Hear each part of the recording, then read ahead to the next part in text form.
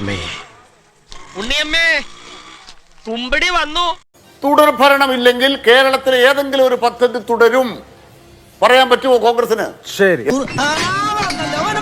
ശ്രീ അനിൽകുമാർ, ഞാൻ ഇതിന്റെ സാങ്കേതികത്വത്തിലേക്ക് വരുന്നതിന് മുമ്പ് ഇനിയിപ്പോ കോടതി ഇന്നലെയാണല്ലോ സർവേ തടഞ്ഞത്.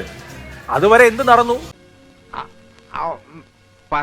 ജനുവരി 1 മുതൽ ജനുവരി 31 വരെയുള്ള ദിവസങ്ങളിൽ 85 ലക്ഷം വീടുകൾ കയറാൻ ലക്ഷ്യമിട്ടിട്ട് 6 ലക്ഷം വീടേ കയറിയിട്ടുള്ളൂ. 85 ലക്ഷം വോളണ്ടിയർമാരെ എൻറോൾ ചെയ്യാൻ തീരുമാനിച്ചിട്ട് അതിന്റെ പകുതി പോലും വോളണ്ടിയർമാരല്ല. ഇതുവരെ 6 ലക്ഷം വീടേ കയറിയിട്ടുള്ളൂ. എന്ന് മാത്രമല്ല, ഇന്നലെ ഹൈക്കോടതി ചോദിച്ചൊരു ചോദ്യം ഉണ്ടല്ലോ. നിങ്ങൾ പറയുന്നത് ജനങ്ങളുടെ ഫീഡ്ബാക്ക് എടുത്തിട്ട് സർക്കാർ പദ്ധതികളെ കുറിച്ചുള്ള അഭിപ്രായം ആരാഞ്ഞ് അവരുടെയും കൂടി നിലപാടിന്റെ അടിസ്ഥാനത്തിൽ, അഭിപ്രായങ്ങളുടെ അടിസ്ഥാനത്തിൽ ഒരു നയരൂപീകരണം നടത്താനല്ലേ?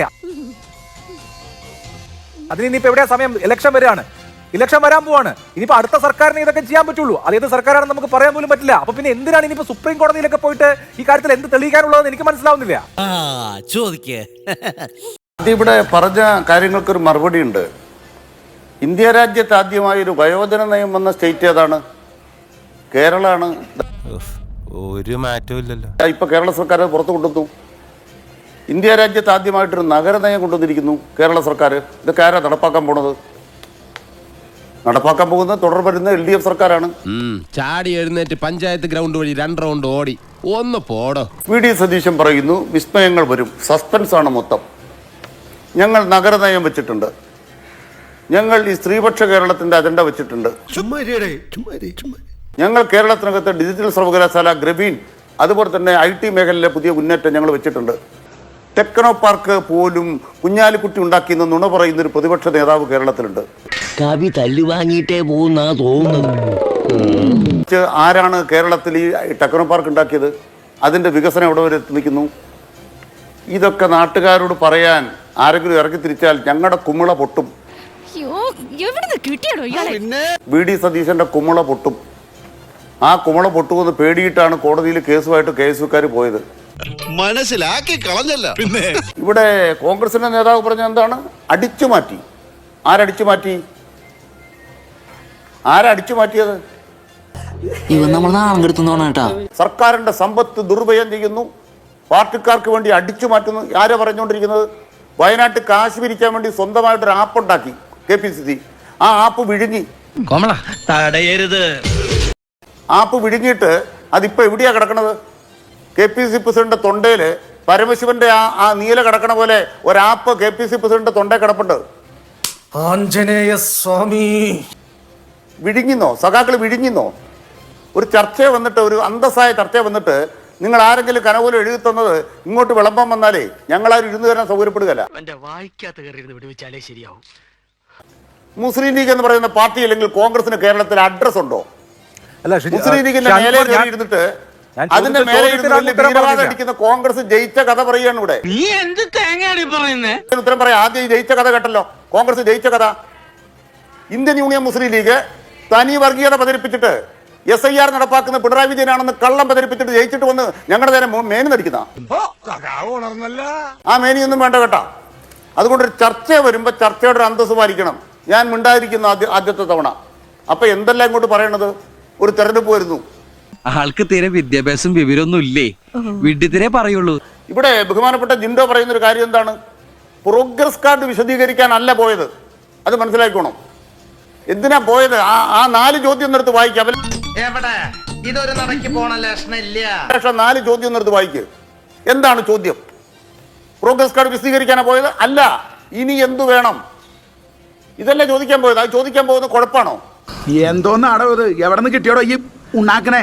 അത് പാർട്ടിക്ക് വേണ്ടിയാണോ? തെരഞ്ഞെടുപ്പ് പ്രവർത്തനമാണോ? അത് ചോദിക്കാനുള്ള അവകാശം സർക്കാരിനുണ്ട്. ജനങ്ങളോട് ചോദിക്കാനുള്ള ബാധ്യതയുണ്ട്. ആ ബാധ്യത ഞങ്ങൾ നിർവഹിക്കും. അത് എത്രത്തോളമായിരുന്നോ അഭിലാഷിന്റെ ചോദ്യത്തിന് ഉത്തരം പറയാം. ഒരു കാര്യത്തിൽ വ്യക്തതയുണ്ട്.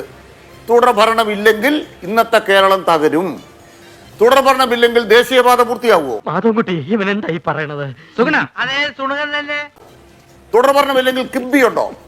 തുടർ ഭരണമില്ലെങ്കിൽ കേരള ബാങ്ക് ഉണ്ടോ? തുടർ ഭരണമുണ്ടെങ്കിൽ ഇല്ലെങ്കിൽ കേരളത്തിലെ ഏതെങ്കിലും ഒരു പദ്ധതി തുടരും എന്ന് പ്രഖ്യാപിക്കാൻ കോൺഗ്രസിനെ വെല്ലുവിളിക്കുന്നു. ഇവനെന്ത് വിവരക്കേടാ ചോദിക്കുന്നത്? ഞാൻ ബഹുമാനപ്പെട്ട പ്രതിപക്ഷ നേതാവിനോട് അപേക്ഷിക്കുന്നു. തുടർ ഭരണമില്ലെങ്കിൽ കേരളത്തിലെ ഏതെങ്കിലും ഒരു പദ്ധതി തുടരും പറയാൻ പറ്റുമോ കോൺഗ്രസിന്? നിങ്ങളോട് എനിക്കൊരു ദേഷ്യമില്ല. വിവരമില്ലായ്മ ഒരു കുറ്റമല്ലല്ലോ.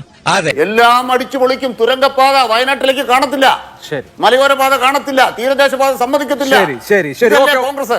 ശരി. ആ അതാണ് കോൺഗ്രസ് CPM ന്റെ മത്സരിക്കുന്നത് നിലപാട് അല്ലെങ്കിൽ വാദം. മത്സരിക്കുന്നത് നിലപാട് അല്ലെങ്കിൽ വാദം തുടർഭരണമില്ലെങ്കിലോ, പണ്ട് സൈക്കിൾ ബ്രാൻഡ് അഗർബത്തിയുടെ പരസ്യം ഉണ്ടായിരുന്നു, ദൈവമില്ലെങ്കിലോ എന്ന് പറയുന്ന പോലെ. ഈ പറഞ്ഞതിന് വേറൊരർത്ഥം ഇല്ലേ? ഏയ് അങ്ങനെ പ്രത്യേകിച്ച് അർത്ഥമൊന്നുമില്ല. 5 വർഷം എങ്ങനെയാണ് അത്രയും കോൺഫിഡൻസ് ആണ് തുടർഭരണം എന്നുള്ള കാര്യത്തിൽ, അത്രയും കോൺഫിഡൻസ് ആണ്. ഇപ്പോ ഇവിടെ അനിൽകുമാർ മുന്നോട്ട് വെച്ച തുടർഭരണമില്ലെങ്കിലോ എന്ന ചോദ്യത്തിന് എന്താ മറുപടി? എന്റെ നമ്പരായി എനിക്കുള്ളത് മേടിച്ചിട്ട് വരാം. അനിൽകുമാർ, നിങ്ങളുടെ പ്രോഗ്രസ് റിപ്പോർട്ട് എന്താ? ശബരിമലയിലെ സ്വർണ്ണക്കൊള്ള അറിഞ്ഞിട്ട് 6 വർഷക്കാലം സംരക്ഷിച്ചതോ? അതിനുശേഷം ആഗോള സംഗമം നടത്തി അതിന്റെ പേരിലും കോടികൾ കൊള്ളയടിച്ചതോ? അവിടെ മേടിച്ച കിടക്ക വരെ അടിച്ചു മാറ്റി കൊണ്ടുപോയതോ? ഊരാളുങ്കൽ സൊസൈറ്റിയെ മറയാക്കിക്കൊണ്ട് നിരന്തരം ടെൻഡർ ഇല്ലാത്ത പദ്ധതികൾ കൊടുത്ത് കോടികൾ കൊള്ളയടിച്ച് CPM പ്രചരണത്തിന് പണം ആർജിക്കുന്നതോ? പിൻവാതിൽ നിയമനം, ധൂർത്ത്, അഴിമതി, കുടുംബശ്രീ ക്യാൻറ്റീൻ മുതൽ യൂണിവേഴ്സിറ്റിയിലെ പ്രൊഫസർ തസ്തികയിൽ വരെ സഖാക്കന്മാരുടെ ഭാര്യമാരെ തിരികെ കയറ്റുന്ന പിൻവാതിൽ നിയമനം, അതാണ് നിങ്ങളുടെ progress report. PPE kit purchase ചെയ്തതിൽ 1000 കോടി, മെഡിക്കൽ സർവീസ് കോർപ്പറേഷൻ 1200 കോടി, കാലാവധി കഴിഞ്ഞ മരുന്ന് തിരിച്ച 1650 കോടി രൂപയുടെയൊക്കെ അഴിമതി നടത്തിയതാണ് നിങ്ങളുടെ പ്രോഗ്രസ് റിപ്പോർട്ട്. ഇത് വടി കൊടുത്ത് അടി വാങ്ങുന്ന പരിപാടിയാണല്ലോ ബാബു. സർക്കാരുകൾ ഭരിക്കുമ്പോൾ കുറവുകൾ സംഭവിക്കും. പക്ഷെ ഈ കുറവുകൾ ഒന്നും സമ്മതിക്കാതെ അതൊക്കെ സിസ്റ്റത്തിന്റെ തലയിൽ വെച്ച് കെട്ടിയിട്ട് നേട്ടങ്ങൾ മാത്രം നിങ്ങളുടേതാണ്, നിങ്ങൾ മാത്രമാണ് 1-ാം നമ്പർ എന്ന് പറയുന്ന ആ പരിപാടിയുടെ പേരാണോ ഈ പ്രോഗ്രസ് റിപ്പോർട്ട്? അയ്യോ എനിക്കിപ്പോ ബോധം പോകും. പെൻഷൻ കാശ് അങ്ങോട്ട് കൊടുക്കുന്നു, പിന്നെ ഇങ്ങോട്ട് കൊടുക്കുന്നു. മൊയ്തീനെ കൊണ്ട് എന്തൊക്കെ കള്ളത്തരം പറയിപ്പിച്ചു, അവസാനം കയ്യോടെ പിടിച്ചില്ലേ? CPM എത്ര വീട് വെച്ചു കൊടുത്തു? ഒന്നും ചെയ്യാത്ത CPM എന്തെങ്കിലും ചെയ്യാൻ ശ്രമിക്കുന്ന രാഷ്ട്രീയ പാർട്ടികൾ ആക്ഷേപിക്കുന്നു. കോൺഗ്രസ് അവിടെ ഭൂമി ഏറ്റെടുത്തു വീട് വെച്ചു കൊടുക്കാൻ വേണ്ടി. നിങ്ങൾ എന്ത് ചെയ്തു? സർക്കാർ ചെയ്യുന്നത് നിങ്ങളുടെ അല്ല, സർക്കാർ കേരളത്തിലെ എല്ലാവരുടേതുമാണ്. ഇത്രയും വലിയ ഗതികെട്ടവൻ ഈ ലോകത്ത് വേറെ ആരെങ്കിലും ഉണ്ടാവും എന്റെ കർത്താവേ? സർക്കാരിന്റെ ഖജനാവിലേക്ക് പണം കൊടുക്കുന്നത് എല്ലാവരുമാണ്, CPM-കാരല്ല. അപ്പൊ CPM-കാർ ഉണ്ടാവും, കോൺഗ്രസ്സുകാരുണ്ടാവും, ലീഗുകാരുണ്ടാവും, BJP-കാരുണ്ടാവും. നിങ്ങൾ എത്ര കൊടുത്തു? പിന്നെ ഹരിയാനയിൽ കോൺഗ്രസ് തോറ്റു, പ്രതിപക്ഷത്ത് കോൺഗ്രസ്സാ. നിങ്ങൾ എവിടെയാ ഉള്ളേ? ബീഹാറിൽ കോൺഗ്രസ് തോറ്റു, ഞങ്ങളുണ്ട് അവിടെ പ്രതിപക്ഷത്തും സമരത്തിലും. നിങ്ങൾ എവിടെയുണ്ട്? ഇന്ത്യയിൽ എവിടെയുണ്ട് നിങ്ങൾ? 33 കൊല്ലം ഭരിച്ച ബംഗാളിലെ ആളുകൾ ഇവിടെ MP ഗോവിന്ദന് ജയ് വിളിക്കാൻ വരാല്ലേ? ഇനി കേരളത്തിലെ ഈ സഖാക്കന്മാർ തുടർഭരണം നഷ്ടപ്പെട്ടാൽ എവിടെ പോയി പൊറോട്ട അടിക്കും? അവിടെയുള്ള ആളുകൾ, ത്രിപുരയിലെ ആളുകൾ അങ്ങനെ തന്നെ BJP ആയി.